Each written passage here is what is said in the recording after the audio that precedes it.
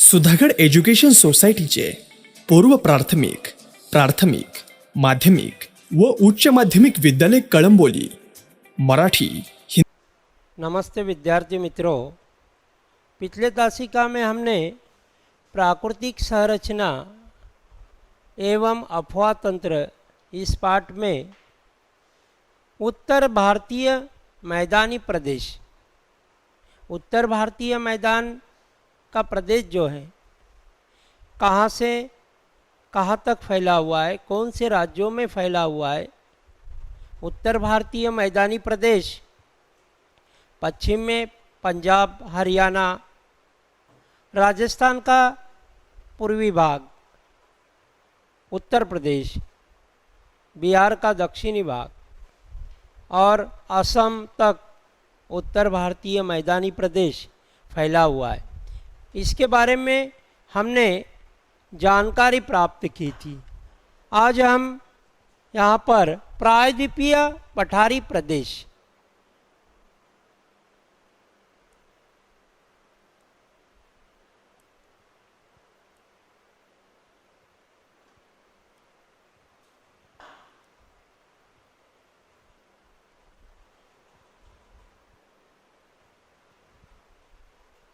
भारत का प्रायद्वीपीय पठारी प्रदेश उत्तर भारतीय मैदानी प्रदेश के दक्षिण की ओर फैला हुआ एवं हिंद महासागर की ओर शंक्वाकार होता जाने वाला प्रदेश भारतीय प्रायद्वीप के रूप से जाना जाता है। प्रायद्वीपीय पठारी प्रदेश जो उत्तर भारतीय मैदानी प्रदेश है, उसके दक्षिण में एक शंक्वाकार शंख के रूप का आकार उसका दिखाई देता है। प्रायद्वीपीय पठारी प्रदेश का शंक्वाकार रूप यहाँ पर दिखाई देता है और उत्तर भारतीय मैदानी प्रदेश के दक्षिण में फैला हुआ है। हिंद महासागर की ओर जाते जाते शंक्वाकार होता जाने वाला प्रदेश भारतीय प्रायद्वीप के रूप से जाना जाता है। इसमें अनेक छोटे बड़े पर्वत एवं पठार है। प्रायद्वीपीय पठारी प्रदेशों में अनेक छोटे बड़े पर्वत है, पठार है। प्रायद्वीपीय पठारी प्रदेश जो है गुजरात के पूर्व से आरंभ होकर इसमें महाराष्ट्र की उत्तरी सीमा, मध्य प्रदेश की उत्तरी सीमा और गुजरात की पूर्वी सीमा से लेकर महाराष्ट्र, मध्य प्रदेश, छत्तीसगढ़ तक ये जो प्रायद्वीपीय पठारी प्रदेश जो है ये यहाँ पर 970 किलोमीटर इतना लंबा है। प्रायद्वीपीय पठारी प्रदेश में जो यहाँ पर पर्वत है ज़्यादातर इसकी ऊंचाई 910 मीटर इतनी है। यहाँ पर प्रायद्वीपीय पठारी प्रदेशों में सतपुड़ा पर्वत श्रेणी है, विंध्य पर्वत है। सतपुड़ा पर्वत श्रेणी भारत के जो यानी यहाँ प्रायद्वीपीय पठारी प्रदेश जो है भारत के मध्य भाग में यहाँ पर ये सतपुड़ा पर्वत श्रेणी है। सतपुड़ा पर्वत श्रेणी पूर्वी गुजरात से आरंभ होती है और ये छत्तीसगढ़ तक सतपुड़ा पर्वत श्रेणी यहाँ पर पाई जाती है। और इसके सतपुड़ा पर्वत श्रेणी का जो हिस्सा है 900 किलोमीटर इतने क्षेत्र में ये फैला हुआ है। सतपुड़ा पर्वत श्रेणी महाराष्ट्र, मध्य प्रदेश और आदि से की सीमाओं से होकर छत्तीसगढ़ तक ये सतपुड़ा पर्वत श्रेणी है। उसके बाद इस प्रायद्वीपीय पठारी प्रदेशों में विंध्य पर्वत है। विंध्य पर्वत मध्य प्रदेश में स्थित है। ये पर्वत यहाँ पर इसमें विंध्य पर्वत में धूपगढ़ नामक चोटी है। यहाँ पर इसकी ऊंचाई जो है 1350 मीटर, इतनी ऊंचाई धूपगढ़ जो चोटी है विंध्य पर्वत में, इसकी ऊंचाई 1350 मीटर इतनी ऊंचाई है। और यहाँ पर इस प्रायद्वीपीय पठारी प्रदेशों से या उत्तर की ओर, इनमें से उत्तर की ओर अरावली सर्वाधिक प्राचीन वलित पर्वत है। प्रायद्वीपीय पठार की उत्तर की ओर, उत्तर की ओर एक तरफ उत्तर पश्चिम में राजस्थान है, पंजाब हरियाणा है, जम्मू कश्मीर है, और यहाँ पर प्रायद्वीपीय पठारी प्रदेश के उत्तर में लगकर मैदानी प्रदेश है। और यहाँ पर इसमें उत्तर की ओर, उत्तर पश्चिम की ओर अरावली पर्वत सर्वाधिक प्राचीन वलित पर्वत है। अरावली पर्वत जो है राजस्थान का थार मरुस्थल है उसके पूर्व में है। राजस्थान के मध्य भाग में अरावली पर्वत है। अरावली पर्वत के राजस्थान से, जैसे गुजरात के पालनपुर से आरंभ होकर दिल्ली तक यह अरावली पर्वत है। अरावली पर्वत ये भी प्रायद्वीपीय पठारी भाग का कुछ इसका हिस्सा है। इस भाग में समतल मैदानों को सीमांकित करने वाले पठारों की श्रृंखला है। यहाँ प्रायद्वीपीय पठारी प्रदेशों में समतल जो मैदान है, मैदानी प्रदेश और प्रायद्वीपीय पठारी प्रदेश, इनकी सीमा एक दूसरे से लगी हुई है। हमने देखा कि जैसे प्रायद्वीपीय पठारी प्रदेश उत्तर भारतीय मैदानी प्रदेश जो है इससे लगकर है। प्रायद्वीपीय पठारी प्रदेश मध्य भाग में चौड़ा है, बाद में दक्षिण की ओर जाते जाते संकरा होता जाता है और एक शंख के आकार की तरह यह दिखता है। यहाँ पर मध्य भाग में विंध्य सतपुड़ा पर्वत है। इसके मध्य भाग में पश्चिम में गुजरात है, उसके बाद मध्य प्रदेश है, और इसमें इस मध्य भाग में विंध्य और सतपुड़ा पर्वत यहाँ पर है। पश्चिम घाट एवं पूर्व घाट पर्वतीय प्रदेश है। प्रायद्वीपीय पठारी प्रदेशों के दोनों ओर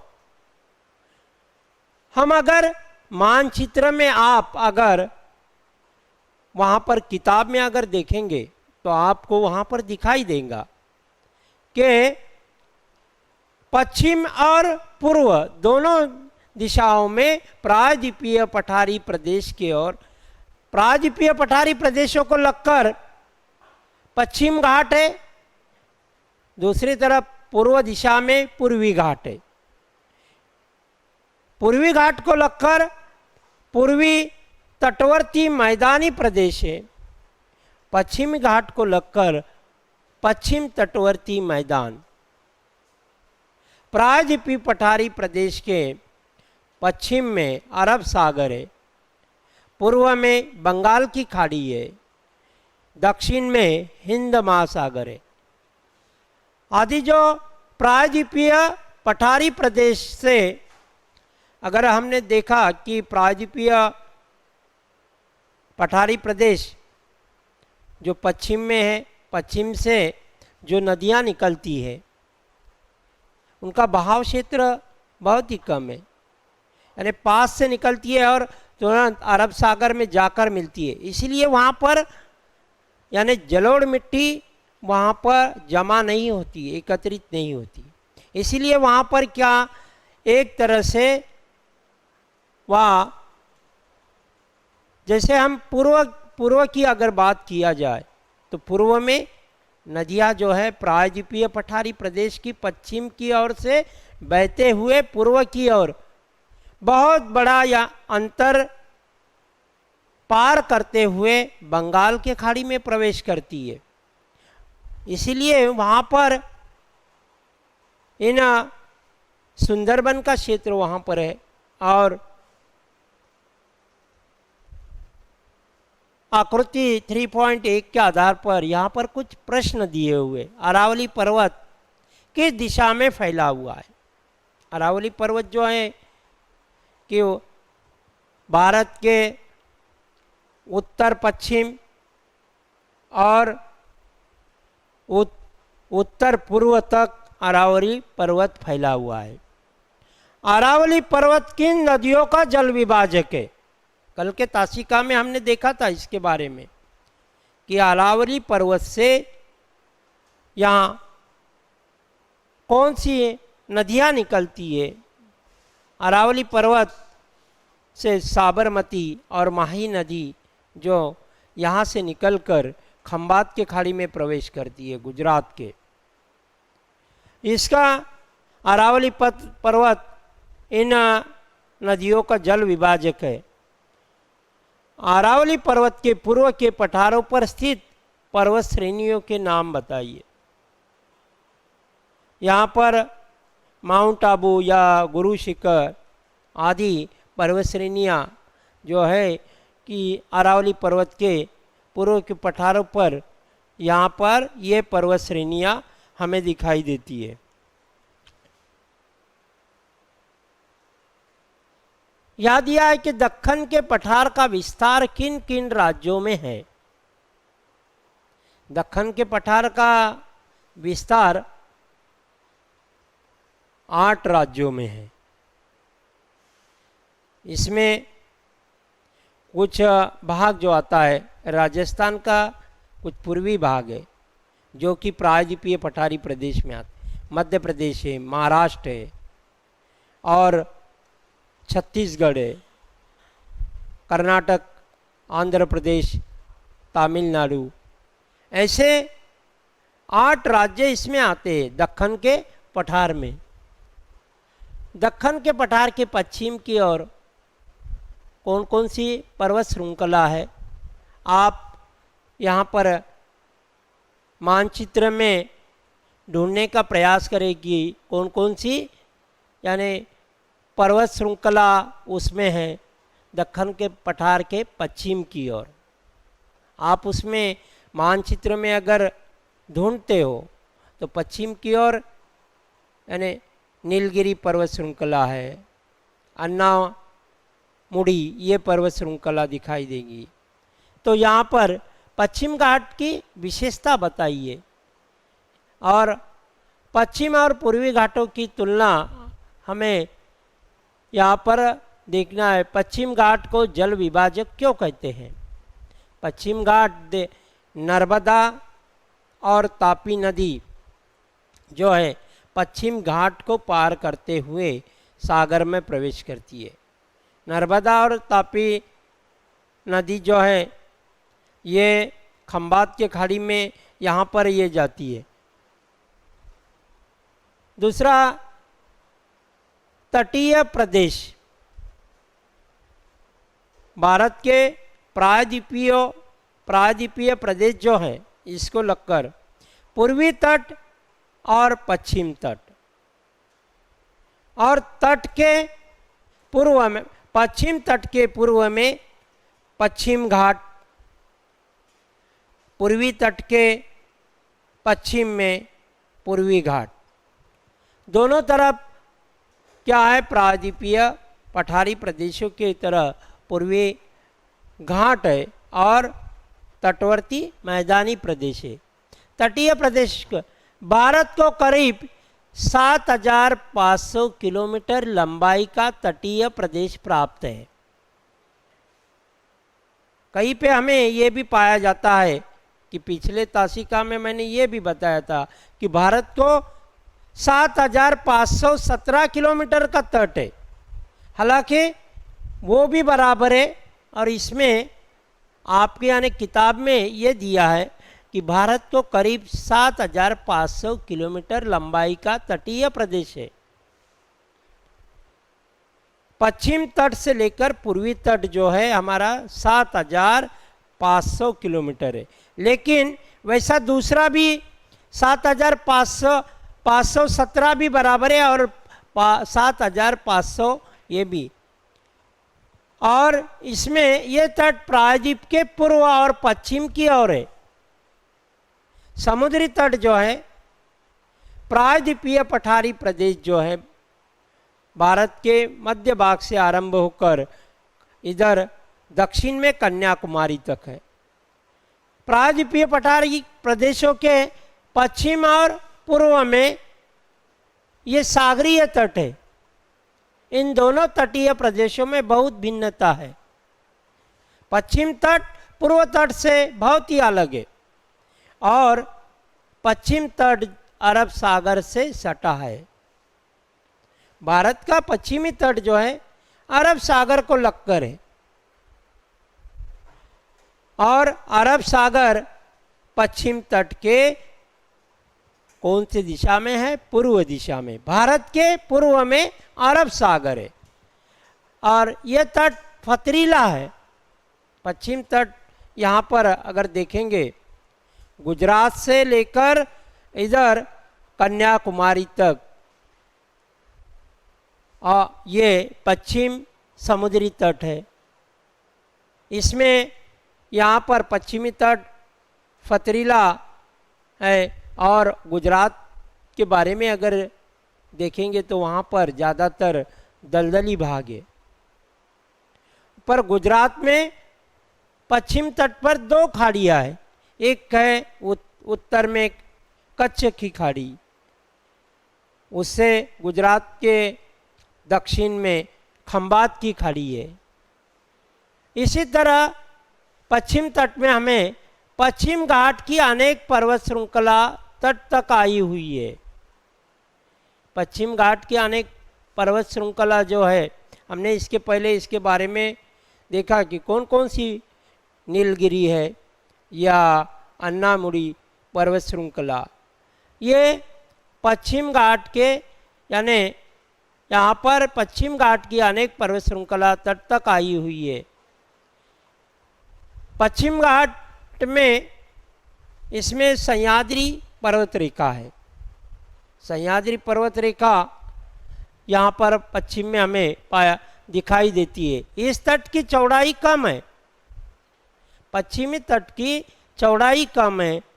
पश्चिमी घाट से अधिक गति से बहने वाली अनेक छोटी नदियाँ तट पर मिलती है। यहाँ पर ज़्यादातर पश्चिम तट के बारे में अगर हम देखेंगे तो ज़्यादातर वहाँ से करीब से ही शुरू होने वाली नदियाँ यहाँ पर दिखाई देती है। पश्चिमी घाट से अधिक गति से बहने वाली अनेक छोटी नदियाँ तट पर मिलती है। पश्चिम घाट को लगकर सह्याद्री पर्वत रेखा है और सह्याद्री पर्वत रेखा से कुछ अंतर पार करते ही सागर में जाकर मिलती है। ज़्यादातर छोटी नदियाँ यहाँ पर हमें दिखाई देती है।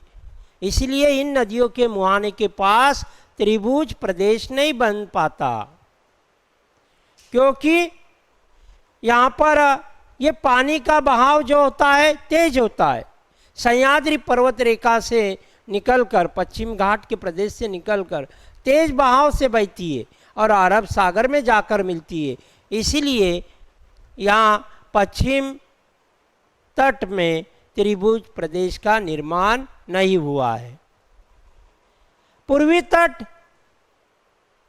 भारत के पूर्वी तट में पूर्व में बंगाल की खाड़ी है। बंगाल की खाड़ी में अंडमान निकोबार द्वीप समूह है और अरब सागर में लक्षद्वीप है। यह तट नदियों के निक्षेपण कार्य से निर्मित हुआ है। पूर्वी तट जो है, पूर्वी तट में बहने वाली नदियाँ जो है बहुत बड़ा अंतर पार करके आती है। पूर्वी तट जैसे प्रायद्वीपीय पठारी प्रदेश से यह बहती है, पूर्वी तट में बहने वाली नदियाँ, ये अगर हम देखें कि जैसी कृष्णा नदी जो है कि सह्याद्री जो पर्वत है महाबलेश्वर से कृष्णा नदी निकलती है और महाराष्ट्र, कर्नाटक, आंध्र प्रदेश आदि राज्य से गुजरते हुए बंगाल के खाड़ी में प्रवेश करती है। गोदावरी नदी ये पश्चिम घाट जो है प्रायद्वीपीय पठारी प्रदेश का प्रायद्वीपीय पठारी प्रदेश जो है पश्चिम में पूर्वी तट के नासिक से निकलकर जैसे नासिक जिले के त्र्यंबकेश्वर, यहाँ से गोदावरी नदी का उद्गम स्थान है। नासिक से बहते हुए जैसे नासिक में जैसे महाराष्ट्र, मध्य प्रदेश और आंध्र प्रदेश और ओडिशा आदि राज्यों से बहते हुए बंगाल के खाड़ी में प्रवेश करती है और इसीलिए इस नदी के कारण निक्षेपण कार्य जो है पूर्वी तट पर निक्षेपण कार्य अधिक होता है। नदी अपने बहाव के साथ अधिक मिट्टी निक्षेपण द्वारा बहाकर लेकर जाती है, इसलिए पूर्वी तट पर अधिक मैदानों का निर्माण हुआ है और पश्चिम घाट से एवं पूर्वी घाट से निकलकर पूर्व की ओर बहने वाली अनेक नदियाँ इस किनारे पर आकर मिलती है। पूर्वी तट पर जो नदियाँ जाकर मिलती है पश्चिम घाट से निकलती है ज़्यादातर।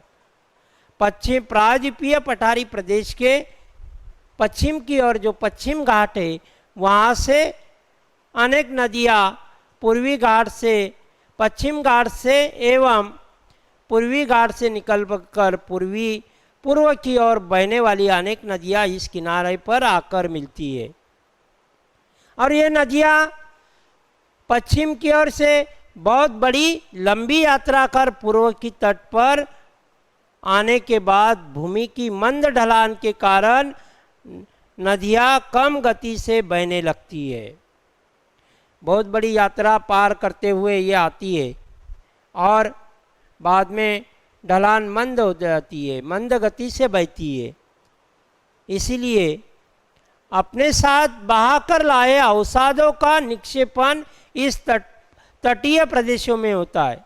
नदी अपने साथ यहाँ क्या क्या बहाकर नहीं लाती है, मिट्टी है, कंकड़ है या वनस्पतियों के कुछ अवशेष है, ये सब बहाकर लेकर आती है और ये सब अवशेष जहाँ पर नदी बंगाल के खाड़ी में प्रवेश करती है, जहाँ पर ये मिलती है बंगाल के खाड़ी को, वहाँ पर महासागर का पानी, बंगाल के खाड़ी का पानी उसे रोकता है और वहाँ पर ये सभी अवसाद जमा होते, एकत्रित होते और नदी की गति जो है धीरे हो जाती है।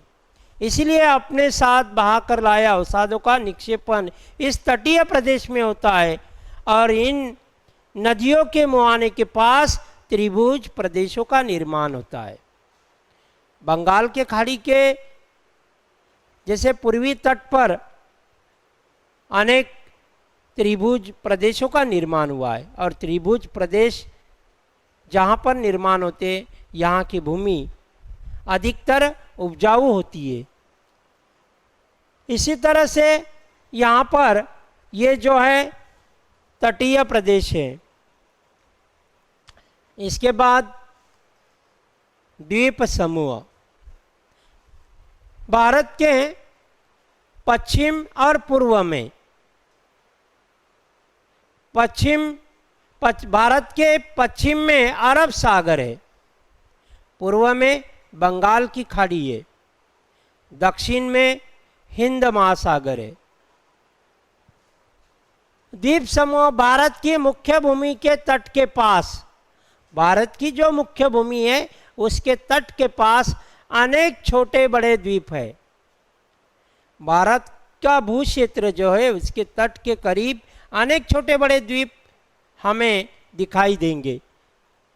इनका समावेश तटीय द्वीप समूह में किया जाता है और पश्चिम और पूर्व में अनेक छोटे बड़े द्वीप है और इनका समावेश जो है तटीय द्वीप समूह में किया जाता है। इनके अलावा अरब सागर एवं बंगाल के खाड़ी दोनों में एक एक बड़ा द्वीप समूह है। अरब सागर भारत के भू क्षेत्र के पश्चिम में है। अरब सागर में यहाँ हमें अरब सागर में लक्षद्वीप ये द्वीप समूह है। अरब सागर के द्वीप समूह को लक्षद्वीप कहते हैं और बंगाल की खाड़ी में स्थित द्वीपों को अंडमान निकोबार द्वीप समूह कहते हैं। बंगाल के खाड़ी में जो द्वीप समूह है वह अंडमान निकोबार द्वीप समूह है। ये 6 अक्षांश पर है। वहाँ से 6 अक्षांश के करीब ये अंडमान निकोबार द्वीप समूह है, 5 से 6 अक्षांश पर। और उसके करीबी यहाँ पर इंदिरा पॉइंट है। यह हमें मानचित्र में दर्शाने के लिए यहाँ पर आता है कि अरब सागर के द्वीप दर्शाओ या और बंगाल के खाड़ी के में कौन से द्वीप है। अंडमान निकोबार द्वीप समूह हमें मानचित्र में दर्शाना होते। तो लक्षद्वीप के अधिकांश द्वीप एंटॉल है। ये आकार में छोटे हैं और उनकी ऊंचाई कम है। एंटॉल जो होता है, एंटॉल उसे कहते हैं कि एक द्वीपों का समूह या वालू का एक संघ, वालू का बहुत बड़ा संघ या द्वीपों का समूह, उसे एंटॉल कहा जाता है। यहाँ पर हमें एंटॉल जो है कि एंटॉल यहाँ पर पाया जाता है। आकार में छोटे और उनकी ऊंचाई कम होती है। द्वीप समूह में एंटॉल पाए जाते हैं और यह आकार में छोटे होते हैं, उनकी ऊंचाई कम। अंडमान समूह के द्वीप प्रमुख रूप से ज्वालामुखीय द्वीप है। अंडमान समूह में जो द्वीपों का निर्माण हुआ है, ज्वालामुखी के उत्पाद के द्वारा इन अंडमान निकोबार द्वीप समूह का निर्माण हुआ है। ये आकार में बड़े हैं एवं उनके आंतरिक भागों में ऊंची पहाड़ियाँ हैं। अंडमान निकोबार द्वीप समूह आकार में बड़े, यहाँ पर ऊंची ऊंची यहाँ पर पहाड़ियाँ भी है। अंडमान निकोबार द्वीप समूह में यहाँ पर आदिवासी लोग भी रहते हैं और यहाँ पर एक हवाई अड्डा भी है। इसी समूह के बैरन द्वीप पर भारत का एकमात्र सक्रिय ज्वालामुखी है और यहाँ इस द्वीप समूह पर, बैरन द्वीप पर भारत का एक सक्रिय ज्वालामुखी यहाँ पर पाया जाता है। निकोबार समूह में कुछ द्वीप एंटॉल आकार के हैं। निकोबार समूह में भी कुछ जो द्वीप है यहाँ पर एंटॉल आकार के दिखाई देते हैं। तो इसी तरह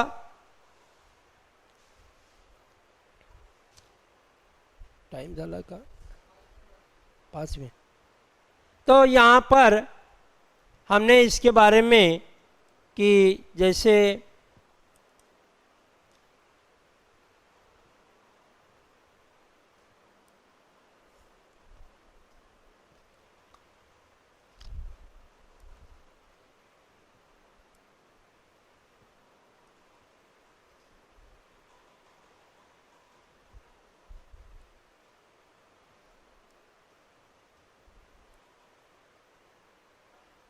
यार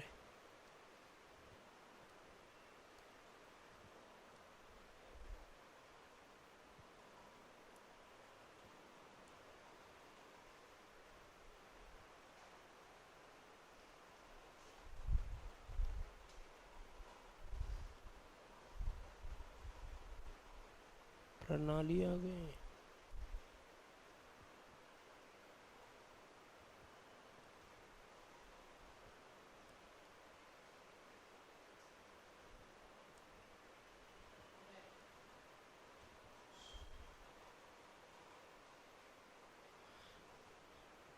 ब्राज़ील आगे का जो देश है ब्राज़ील की प्राकृतिक संरचना, इसके बारे में हमें जानकारी प्राप्त करना है। ब्राज़ील के मानचित्र पर अगर हम नज़र डालते ही हमारे ध्यान में यह आएगा कि ब्राज़ील का अधिकांश भाग उच्च भूमियों, पठारों एवं छोटे छोटे पर्वतों से व्याप्त है। ब्राज़ील का अधिकांश भागों में उच्च भूमि है, पठारों के छोटे पठार जो है वहाँ पर छोटे छोटे पर्वत दिखाई देते हैं। ब्राज़ील के लंबे चौड़े एवं बहुत ऊंचे पर्वत यहाँ पर नहीं है। उत्तर की ओर अमेज़न नदी का मैदान एवं दक्षिण पश्चिम में पैराग्वे नदी के उद्गम स्थल के प्रदेश छोड़कर ब्राज़ील में विस्तृत मैदानों का अभाव है। तटीय भागों में भी मैदान विस्तृत नहीं है। ब्राज़ील के प्राकृतिक विभाग यहाँ पर दिए हुए। ब्राज़ील के भी जैसे हमने भारत के देखे थे कि 5 प्राकृतिक विभाग थे, उसी तरह ब्राज़ील के भी समान ब्राज़ील के भी 5 प्राकृतिक विभाग है। उच्च भूमि, विशाल कगार, तटीय प्रदेश, मैदानी प्रदेश और द्वीप समूह।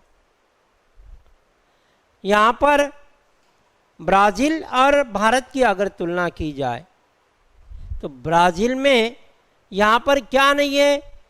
ब्राज़ील में प्रायद्वीपीय पठारी प्रदेश या दक्कन का पठार यहाँ पर नहीं है। यह क्या है? विशाल कगार वाला क्षेत्र है। ब्राज़ील की पहला जो है प्राकृतिक विभाग में ब्राज़ील की उच्च भूमि, दक्षिण ब्राज़ील विस्तृत पठार से व्याप्त है। ब्राज़ील का जो दक्षिणी भाग है यहाँ पर अधिकतर पठार है। यहाँ पर अनेक प्रकार के पठार यहाँ पर दिखाई देते। इसका वर्णन ब्राज़ील का पठार, ब्राज़ील की उच्च भूमि, ब्राज़ील का ढाल क्षेत्र, इन अलग अलग नामों से जाना जाता है। ब्राज़ील एवं गुयाना उच्च भूमियों को मिलाकर दक्षिण अमेरिका महाद्वीप का यह गर्भ माना जाता है। अगर देखेंगे ब्राज़ील की उच्च भूमि का ढाल का क्षेत्र इन अलग अलग नामों से यहाँ पर जाना जाता है, और ब्राज़ील एवं गुयाना की उच्च भूमि को मिलाकर दक्षिण अमेरिका महाद्वीप का ये उच्च भूमि का जो क्षेत्र है ब्राज़ील का एक मुख्य क्षेत्र माना जाता है। गुयाना उच्च भूमि का मुख्य भाग वेनेजुएला में है, और गुयाना उच्च भूमि ब्राज़ील के यानी वेनेजुएला में। ये उच्च भूमि पूर्व की ओर फ्रेंच गुयाना तक फैली हुई है। गुयाना की उच्च भूमि का भाग वेनेजुएला में है और यह उच्च भूमि पूर्व की ओर फ्रेंच गुयाना तक फैली हुई है ब्राज़ील के उत्तर में। गुयाना उच्च भूमि ब्राज़ील के उत्तर में रोरेमा, पारा एवं अमापा इन राज्यों में फैली है। ब्राज़ील में इन उच्च भूमि का कम ऊंचा भाग आता है, लेकिन ब्राज़ील का सर्वोच्च शिखर पिको डी नेबिलिना ब्राज़ील एवं वेनेजुएला की सीमा पर है। इसकी ऊंचाई 3014 मीटर है। पिको डी नेबिलिना ये शिखर ब्राज़ील के वेनेजुएला यहाँ पर यह वेनेजुएला की सीमा पर स्थित है और इसकी ऊंचाई जो है 3014 मीटर है। यह इसी तरह ब्राज़ील की क्या है, उच्च भूमि है। और आगे जो है, आगे की जानकारी ब्राज़ील के उच्च भूमि की जानकारी के बारे में अगले तासिका में हम उसके बारे में जानकारी प्राप्त करेंगे। धन्यवाद।